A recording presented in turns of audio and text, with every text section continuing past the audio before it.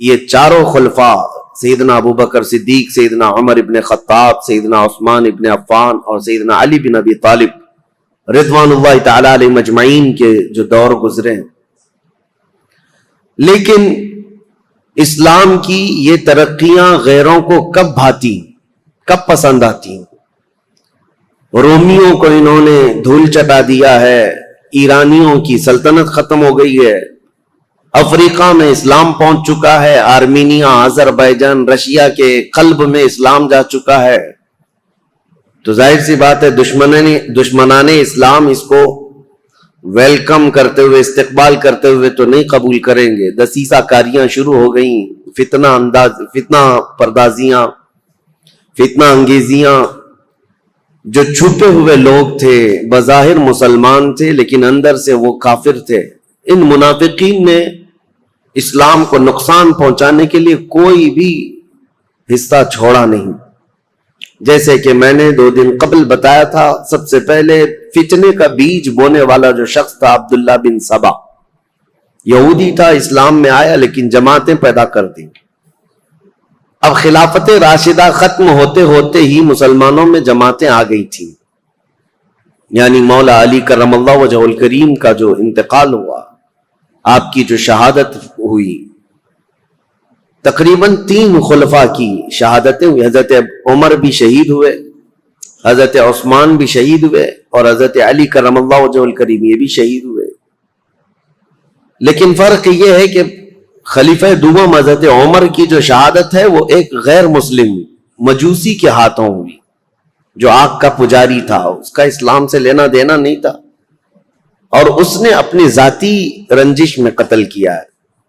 لیکن حضرت عثمان کا قتل مسلمانوں کی ایک باغی جماعت نے کیا، اور حضرت علی رضی اللہ تعالیٰ عنہ کا قتل بھی بظاہر مسلمان کہلانے والے تھے لیکن وہ کافر ہو چکے تھے، خارجی، لیکن نام کے وہ مسلمان ہی تھے، عبد الرحمن بن ملجم جس نے قتل کیا۔ تو اب یہاں سے آپ اندازہ کریں کہ مسلمانوں کے ہاتھ سے جب اتنے بڑے 2 خلیفہ قتل ہو گئے، شہید ہو گئے، تو پھر فتنہ پیدا ہو ہی چکا تھا، فتنہ عروج پر تھا۔ 2 جنگوں کا ذکر کل میں نے کیا تھا، ایک جنگ جمل اور ایک جنگ صفین۔ یہ جنگ جمل جو ہے، سیدہ عائشہ صدیقہ رضی اللہ تعالیٰ عنہا تشریف لائی تھی اس جنگ میں، اور پھر وہ صلح ہو گئی، واپس وہ چلی گئی، حضرت علی بھی گئے، لیکن غلط فہمی سے دونوں فوجوں میں لڑائیاں ہوئیں اور دونوں میں صحابہ بھی شہید ہوئے ہیں۔ اس جنگ کے بعد ایک اور جنگ ہوئی تھی جس کو جنگ صفین کہتے ہیں۔ یہ حضرت امیر معاویہ ملک شام سے نکلے تھے، چونکہ میں نے بتایا تھا آپ کو کہ حضرت عثمان غنی کے قتل کا بدلہ لینے کا سب سے زیادہ جو اعلان کر رہے تھے اس میں حضرت امیر معاویہ تھے، کیونکہ خاندان ایک ہی ہے، حضرت عثمان کا خاندان بھی اور حضرت امیر معاویہ کا خاندان بھی ایک ہی ہے۔ تو خون عثمان کا قصاص، بدلہ، اس نعرے سے وہ اٹھے تھے، اور اس کے بعد جنگ جمل کے بعد حضرت امیر معاویہ رضی اللہ تعالیٰ عنہ بھی فوج لے کر کے نکل پڑے تھے۔ حضرت علی کرم اللہ وجہ الکریم نے بہت ساری صلح کی کوششیں فرمائی، خطوط لکھے، لیکن جواب میں صرف ایک ہی جواب آتا تھا کہ خون عثمان کا بدلہ چاہیے۔ یہاں تک کہ ایک بڑے صحابی ہیں جریر بن عبداللہ بجلی، یہ گئے اور حضرت امیر معاویہ سے انہوں نے کہا، کیا آپ کو یہ نہیں معلوم کہ علی بن ابی طالب رسول اللہ صلی اللہ علیہ وسلم کی قرابت داروں میں سے، خاندان میں سے، اور صحابہ میں وہ افضل ترین ہیں، پھر آپ کس طرح سے ان کے لیے جنگ کا ارادہ کر کے نکلتے ہیں؟ کیا آپ یہ سمجھتے ہیں کہ علی بن ابی طالب نے عثمان کا قتل کیا ہے، عثمان بن عفان کا قتل کیا ہے؟ حضرت امیر معاویہ نے کہا، نہ، میں ان کی فضیلت کا بھی قائل ہوں، وہ رسول اللہ صلی اللہ علیہ وسلم کے رشتہ دار بھی ہیں، یہ ساری چیزیں اپنی جگہ پر، لیکن حضرت امیر معاویہ کی ایک دلیل یہ تھی، کہتے ہیں ہاں یہ بھی میں سمجھتا ہوں کہ اگر علی بن ابی طالب نے عثمان بن عفان کا قتل نہیں بھی کیا ہے تو قاتلوں کو ہمارے حوالے کیوں نہیں کرتے، جنہوں نے قتل کیا ان کو ہمارے حوالے کریں۔ تو حضرت علی کرم اللہ وجہ الکریم کے پاس انہوں نے خط لا کر کے یہ دیا کہ امیر معاویہ تو یوں کہہ رہے ہیں۔ حضرت علی نے کہا، مجھ سے وہ لوگ ایسی چیز کا مطالبہ کر رہے ہیں جو میرے ہاتھ میں ہے ہی نہیں. حضرت عثمان غنی کے قاتل کون ہیں یہ پتہ ہی نہیں ہے, تو کیسے ان کے حوالے کیا جائے؟ اگر میرے قابو میں ہوتے, میرے قبضے میں ہوتے, تو حضرت علی کہتے ہیں سب سے پہلے خون عثمان کا بدلہ لینے والا علی بن ابی طالب ہوتا. لیکن معاملات نہیں سلجھے, یہ حالات بڑھتے چلے گئے. پھر حضرت امیر معاویہ جو لشکر لے کر کے نکل پڑے اور ان دونوں جماعتوں کی ایک جگہ پر جا کر آمنا سامنا ہو گیا ان جماعتوں کا مقام نہروان کے قریب.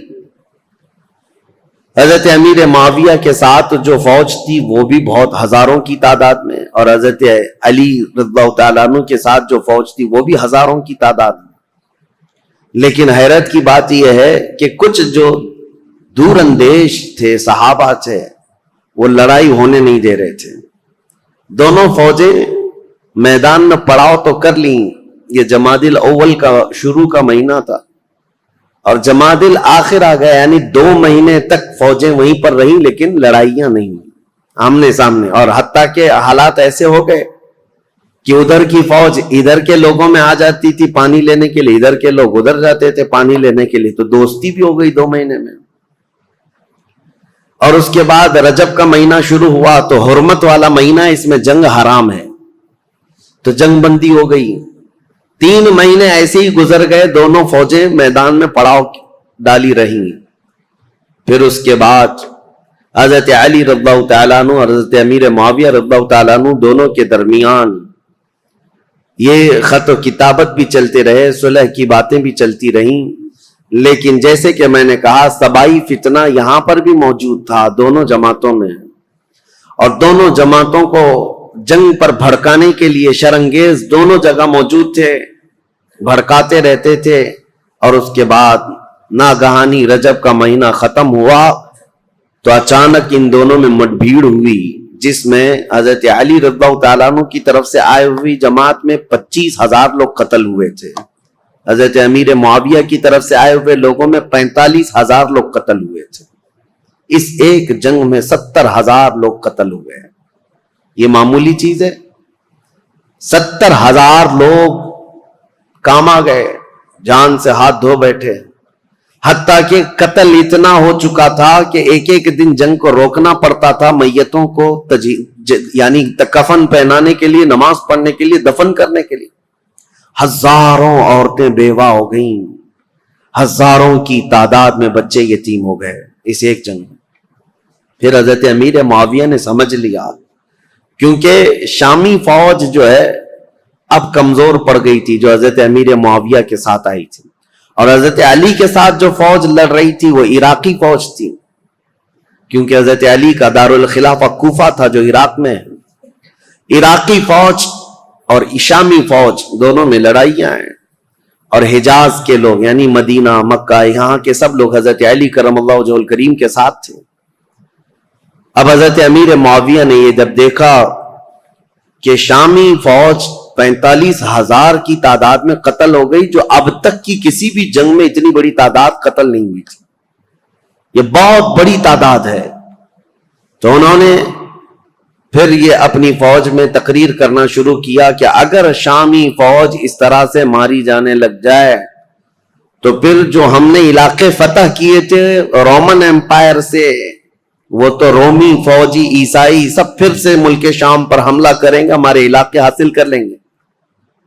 اور پھر حضرت امیر معاویہ نے عراقی فوج کو بھی بتایا کہ اے عراق کے رہنے والوں, تمہارے بھی 25,000 قتل ہو گئے, اسی طرح سے اگر تمہارا بھی قتل جاری رہا اور یہ جنگ جاری رہی تو جو تم نے علاقے فتح کیے پرشین امپائر سے, یعنی ایران کی جو پہلی کی حکومت تھی کسرا کی, اس سے جو علاقے تم نے فتح کیے, یہ پرشین امپائر کے لوگ جو پجاری ہیں آگ کے, وہ دوبارہ عراق کو حاصل کر لیں گے اور تمہارے پاس اپنے آپ کو بچانے کے لیے لوگ نہیں رہیں گے.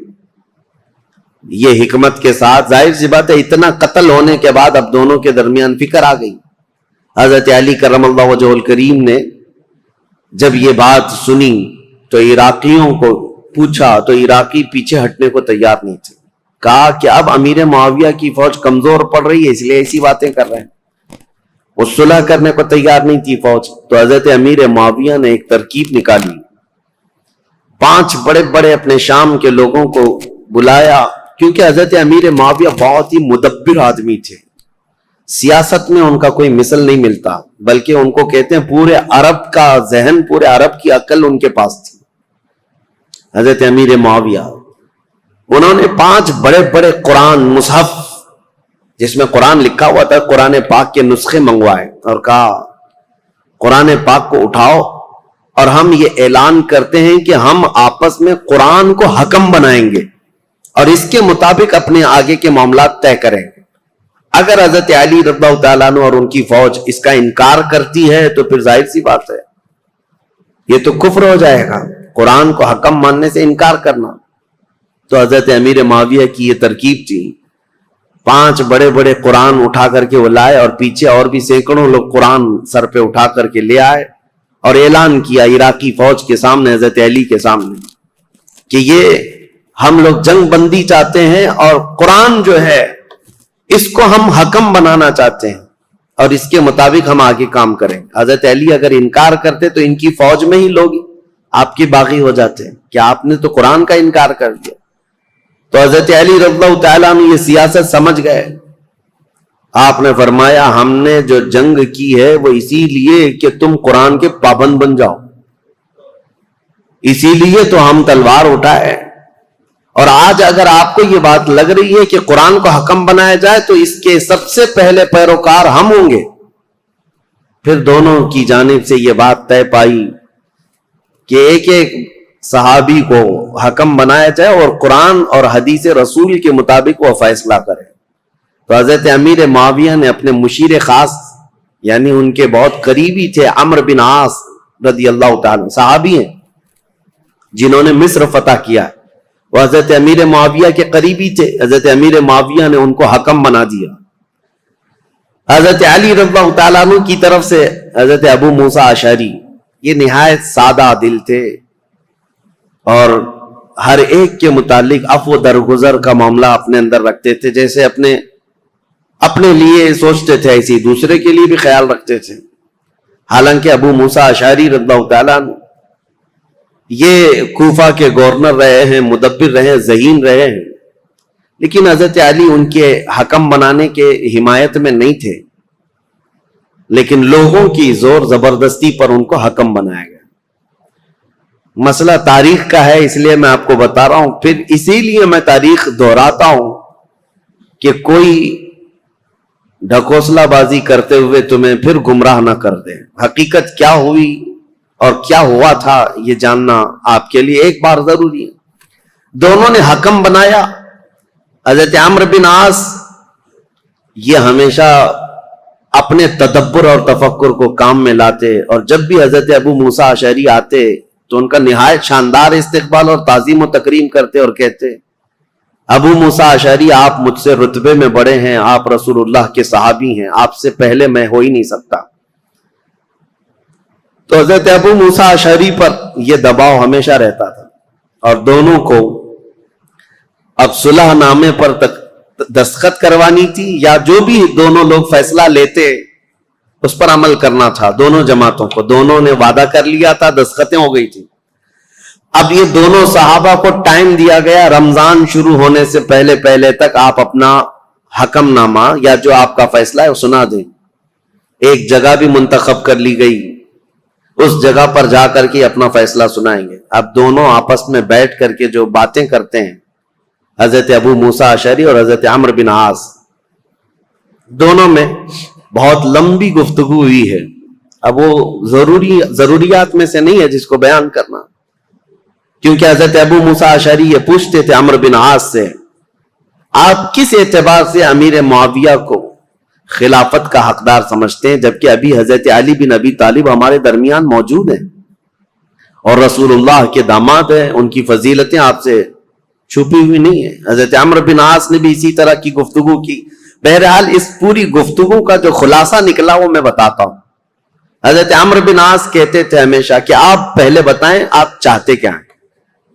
حضرت ابو موسیٰ اشعری نے کہا اب میں یہ چاہتا ہوں کہ مسلمانوں کو اس فتنہ انگیزی سے اور یہ روز روز کی جنگ سے نکالنے کے لیے یہ اعلان کر دوں کہ اب حضرت علی بھی خلیفہ نہیں ہے، امیر معاویہ بھی خلیفہ نہیں ہے، یہ معاملہ اب جیسے صدیق اکبر کے زمانے میں مسلمانوں کے حوالے تھا، وہ جس کو چاہیں خلیفہ منتخب کریں، رسول اللہ صلی اللہ تعالی علیہ وسلم کی وفات کے بعد جو حالات ہوئے تھے، میں یہ چاہتا ہوں کہ مسلمانوں کے حوالے یہ کر دیا جائے اور پھر سے وہ منتخب کریں۔ حضرت عمرو بن عاص نے کہا بالکل آپ صحیح سوچتے ہیں۔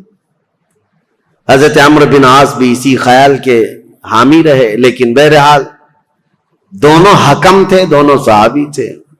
بات یہاں تک آئی جس دن یہ اعلان ہونا تھا حضرت ابو موسیٰ اشعری اور حضرت عمرو بن عاص کی طرف سے، یہ تاریخ ہے میرے عزیزوں، حجاز کے، مکہ مکرمہ، مدینہ طیبہ کے اکثر بڑے بڑے صحابہ بھی یہ فیصلہ سننے کے لیے آئے تھے کہ آج ہوگا کیا، کہ مسلمانوں کے درمیان جاری جنگ کو ختم کرنے جا رہے ہیں دو حکم صحابہ۔ تو دونوں کو الگ الگ اختیارات تھے، آپ جو کہیں گے اس پر عمل ہوگا لیکن قرآن اور حدیث کے مطابق۔ تو حضرت عمرو بن عاص نے یہ کہا کہ پہلے میں نہیں سناؤں گا، اپنا فیصلہ پہلے ابو موسیٰ اشعری سنائے۔ حضرت ابو موسیٰ اشعری کو کھڑا کیا گیا تو انہوں نے اپنا فیصلہ سنا دیا کہ میں نے یہ ارادہ کیا ہے کہ مسلمانوں کو جنگوں میں مبتلا کرنے سے بہتر ہے کہ یہ خلافت سے دونوں معزول ہو جائیں، دستبردار ہو جائیں۔ جبکہ امیر معاویہ رضی اللہ تعالیٰ عنہ کی اس وقت بھی کچھ لوگ خلافت کا اعلان کرتے تھے اور یہ خلافت کا معاملہ تھا، تو آپ نے کہا دونوں دستبردار ہو جائیں، مسلمانوں کے حق میں یہ فیصلہ ہو جائے۔ حضرت عمرو بن عاص نے یہ نہیں کہا، وہ کھڑے ہوئے کہا، دو حکم تھے، ان میں سے ایک حکم نے اپنا فیصلہ سنایا ابو موسیٰ اشعری، انہوں نے اپنے فریق حضرت علی کو معزول کر دیا، لیکن میں اپنے فریق امیر معاویہ کو معزول نہیں کرتا، تو یہ ہمارا فیصلہ ہے۔ اس بات پر بہت بڑا ہنگامہ ہوا۔ پھر بات یہاں کو پہنچی کہ ان دونوں حکموں کی بات تسلیم کی جانی تھی، لیکن شامی الگ باغی ہو گئے، عراقی الگ باغی ہو گئے۔ بہرحال یہ معاملہ اس وقت جا کر ٹھنڈا ہوا جب خود حضرت علی اور حضرت امیر معاویہ آمنے سامنے آ گئے، اور ان دونوں نے آپس میں بیٹھ کر کے پھر صلح نامہ لکھا۔ حضرت علی کرم اللہ وجہ الکریم اپنی باقی ماندہ فوج کو لے کر عراق تشریف لائے، کوفہ، اور حضرت امیر معاویہ کو ملک شام بھیج دیا گیا۔ یہ معاملات جو ہوئے 37 ہجری میں، یعنی حضرت علی رضی اللہ تعالیٰ عنہ کی خلافت قائم ہو چکی تھی 35 ہجری میں، 37 ہجری میں یہ سب حالات ہوئے۔ پھر حضرت علی کرم اللہ وجہ الکریم کوفہ تشریف لے گئے، 40 ہجری میں حضرت علی کا انتقال ہو گیا۔ کل یہاں تک کے حالات میں آپ کے سامنے بیان کر چکا تھا، چونکہ یہ جنگ صفین کے بارے میں کل مختصراً عرض کیا تھا، آج میں نے اس کو ڈیٹیل میں آپ کے سامنے رکھ دیا۔ دونوں جنگیں اس میں مسلمانوں کا بڑا خسارہ ہوا ہے، جنگ جمل ہو کہ جنگ صفین ہو، دونوں جنگوں میں مسلمان شہید ہوئے۔ لیکن جانتے ہو ان جنگوں کے بارے میں تمہارا موقف کیا ہے، ہمارا موقف کیا ہے، شیعہ لوگوں کا موقف کیا ہے، یہ اپنی جگہ پر خود مولا علی کرم اللہ وجہ الکریم کا موقف کیا ہے، یہ ہم دیکھتے ہیں۔ جنگ صفین میں جو قتل ہو کر کے گرے ہوئی تھی لاشیں، جنگ کے بعد حضرت علی رضی اللہ تعالیٰ عنہ میدان سے گزرتے، یہ بھی حدیث موجود ہے، روایت موجود ہے، ابن عساکر کی روایت ہے۔ حضرت علی رضی اللہ تعالیٰ عنہ میدان سے گزرتے تھے، اور جب اپنی فوج کے جو مقتول تھے، شہید تھے، ان کو دیکھتے اور کہتے یہ جنتی لوگ ہیں جو شہید ہو گئے، اور پھر ادھر کی جماعت کے جو لوگ قتل ہوئے تھے ان کی لاشوں کے پاس جاتے، حضرت علی کہتے یہ جو جتنے قتل ہوئے جنتی لوگ ہیں۔ میرے عزیزو، دونوں کے متعلق یہ بات کہنا، یہ آپ کو سمجھنا چاہیے کہ جس امام کے سامنے یہ معاملات درپیش تھے، انہوں نے خود کہا کہ دونوں طرف مسلمان ہیں، اور جو تلواریں اٹھی ہیں وہ غلط فہمی کی وجہ سے اٹھی ہیں یا کسی فتین کی فتنہ انگیزی کی وجہ سے اٹھی ہیں، ان کی اجتہادی خطا ہے۔ لیکن بعد کے آنے والے اکابر علماء اور اکابر ائمہ اکرام جتنے بھی ہیں سبوں نے یہی کہا ہے، جنگ میں دونوں طرف صحابہ تھے لیکن حق پر علی بن ابی طالب تھے، سیدنا مولا علی کرم اللہ وجہہ الکریم تھے۔